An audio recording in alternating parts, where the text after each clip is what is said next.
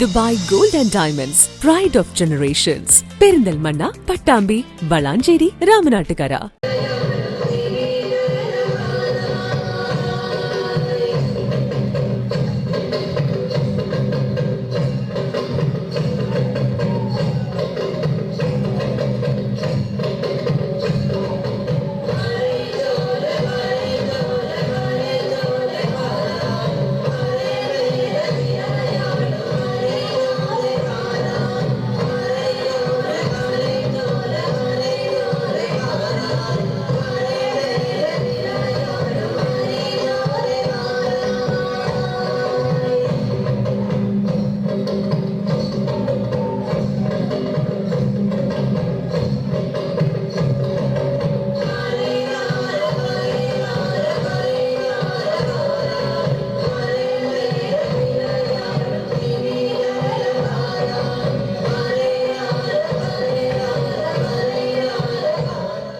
നമസ്കാരം, ഞാനിപ്പോൾ നിൽക്കുന്നത് പട്ടാമ്പി ഉപജില്ലാ കലോത്സവത്തിന്റെ വേദിയിലാണ്.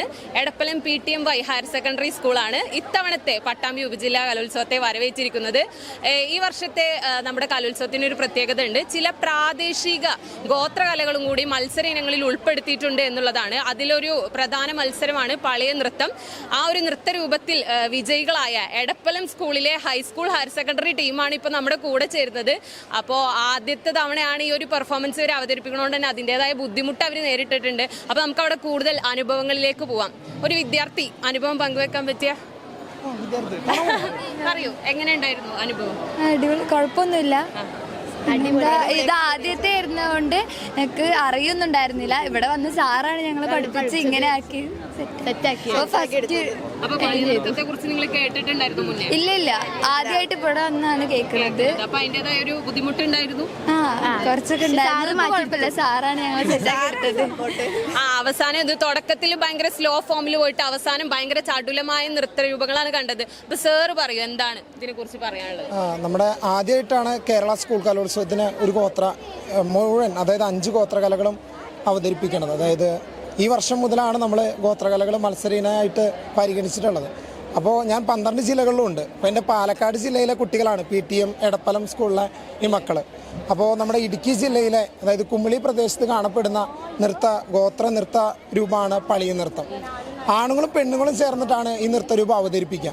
അത് ആണുങ്ങളില്ലാണ്ട് നമ്മുടെ പെൺപുലികളാണ് ഇവിടെ അവതരിപ്പിച്ച് വെച്ചിരിക്കുന്നത്, അല്ലേ? അതെ, അത്രയും സ്ട്രോങ് ആണ്. അതേപോലെ നിഖിൽ സാറായാലും ജംഷീദ് സാറായാലും എല്ലാവരും നല്ല സപ്പോർട്ടാണ്. ആ ഒരു സപ്പോർട്ടും കൂടിയാണ് ഇവരുടെ വിജയം. ഇവരെ പഠിപ്പിച്ചെടുക്കാൻ കുറെ പണി പെട്ടോ? അതെന്താന്ന് വെച്ച് കഴിഞ്ഞാൽ മക്കൾ ആദ്യമായിട്ടാണല്ലോ ഈ ഗോത്ര നൃത്തങ്ങൾ കാണുന്നതും പരിചയപ്പെടുന്നതും. അപ്പോൾ ചെറിയ ബുദ്ധിമുട്ടുണ്ടെങ്കിലും നമ്മുടെ മക്കളൊക്കെ സ്ട്രോങ് ആണ്. ഹയർ സെക്കൻഡറി ഹൈസ്കൂളൊക്കെ സ്ട്രോങ് ആണ്. അത്ര പണി പറ്റില്ല, അല്ലേ? എല്ലാവരും കട്ട സപ്പോർട്ടാണ്. പിന്നെ രാത്രി കാലങ്ങളിലാണ് പ്രാക്ടീസ് വെച്ചിട്ടുള്ളത്, അപ്പോൾ കൂടുതൽ ചെയ്തിട്ടുള്ളത്. അപ്പോൾ അതിൻ്റെ രാത്രിത്തെ എത്തിച്ചേരാനൊക്കെ മക്കൾക്ക് ബുദ്ധിമുട്ടുണ്ടായിട്ടുണ്ട്. പക്ഷെ അത് ഈ വിജയത്തോടു കൂടിയിട്ട് ഓക്കെ